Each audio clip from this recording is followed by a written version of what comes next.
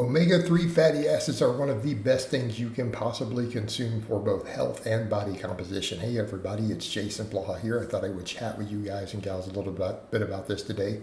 And when we're on this topic, we need to understand that all omega-3s are good in this regard.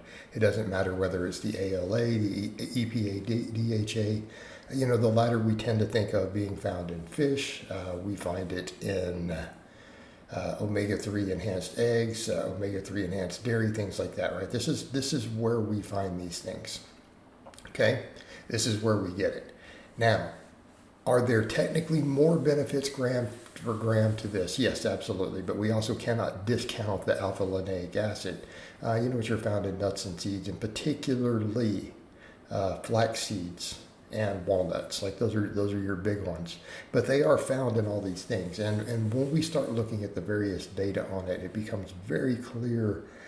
This is the fat that we want. Like if you're going to have fat in your diet, this is where your focus needs to be in this particular set of fats. And there's a few reasons for it. Even in terms of body composition, let me be clear. There's at least one study that has found a very positive correlation between increased muscle and reduced body fat from consumption of higher omega-3s.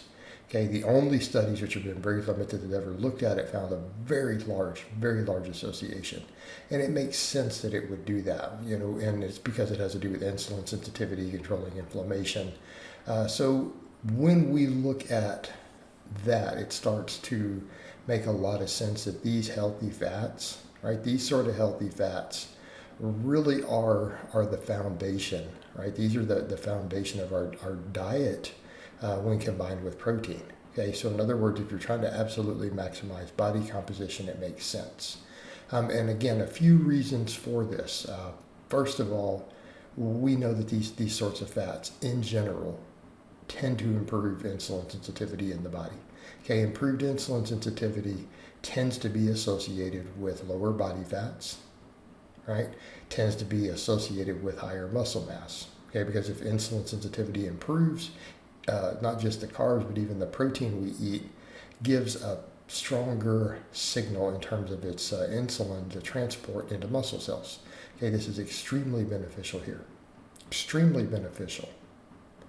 Also the insulin sensitivity thing, enormous for diabetes, cancer, right? People who have high insulin sensitivity simply do not develop type 2 diabetes. It doesn't happen, okay?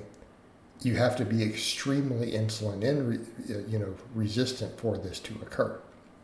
So it's not something that again is going to happen if you have insulin sensitivity high. Well, these fats are most associated with it, okay?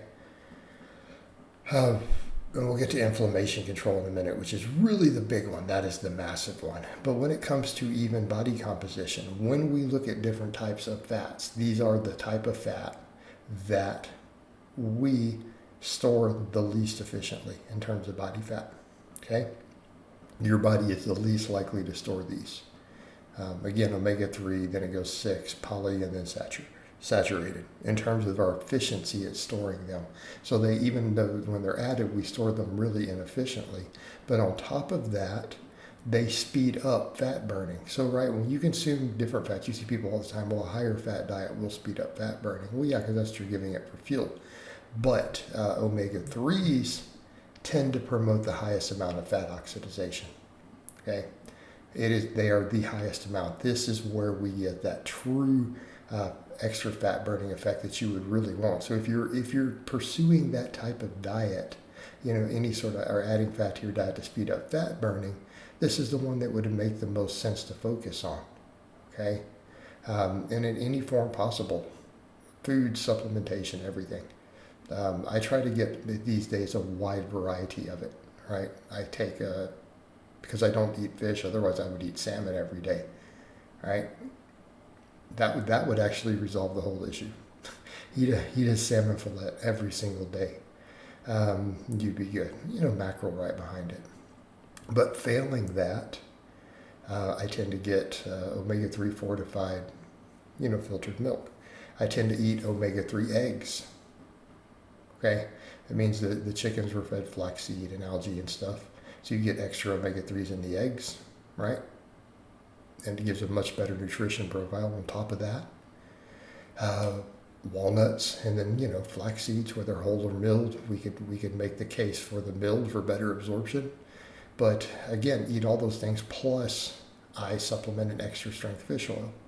Okay, and I take an amount that personally that would be prescribed by a doctor, which they want you to get enough of it to get that 2 grams of EPA and DHA a day is what they prescribe for high triglycerides.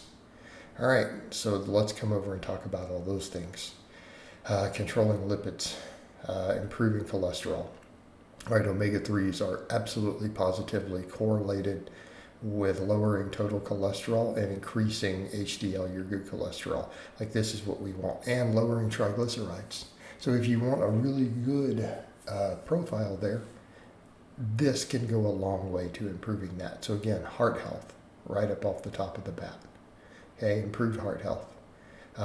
They also tend to lower blood pressure. Lowering blood pressure, big one. But inflammation control. Okay, this is the winner. This is really the hard-hitting thing with all this. These are the fats that promote the lowest amount of inflammation in the body. They're very anti-inflammatory. So again, if they're anti-inflammatory, what does this mean? Well, for those of us chasing gains, it's a big one. We recover faster from training. Right? We recover faster from training. That is a win all the way around. That's a win any way you break it down. This is what we want. Very desirable. Very desirable outcome. All right. That's right up at the top of the list. But then what about all the other stuff? What about the effects on cardiovascular risk, cancer, things like that? Just feeling good.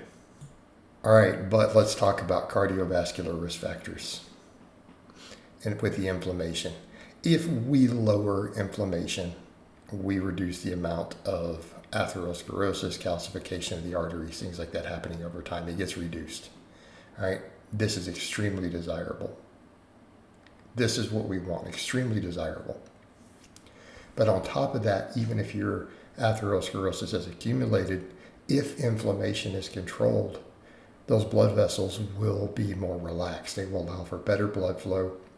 You are less likely to have a heart attack. Okay, controlling inflammation is massive here. And this is one of the foods that will control it more than anything else. Well, not foods, but whole category of nutrients. All right, so hammer them down. All right, guys, but that's really all I have to say on that today. I hope it's been informative, and I'll talk to you guys and gals next time.